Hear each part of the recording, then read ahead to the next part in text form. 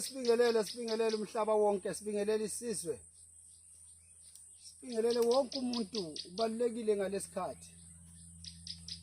Abantu abasukumela impilo zabo. Abantu baqinise imizimba yabo. Kuzobasiza ekuphileni kwabo kuzo zonke inkinga ababhekane nazo. Uma uqinile awuthatheki kancane naphambi kwabantu. Uma uqinile akekho umuntu ongakuthatha kancane. Qina, woza ngucuphe ukuze omunye umuntu noma umthakathi medlalela kuwe eshayeke. Woza nguqinise. Woza uthatha ibhande lasegazini.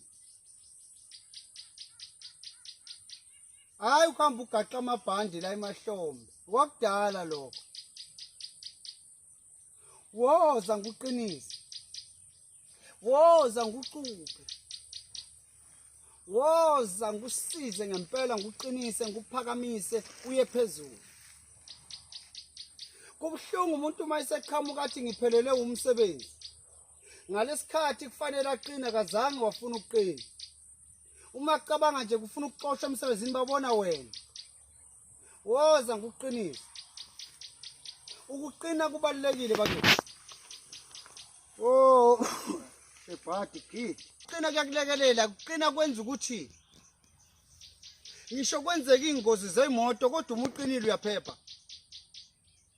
Ngisho kukhona inkinga okufanele ngabe uphakathi kwayo uyasinda kanjalo. Abantu abeze ngibaqinise. Abantu abeze ngibaqinise. Qhamuka usukhala nje waliwe intombi awuqinanga one week. Qhamuka usukhala ushiwa isoka awuqinanga one week.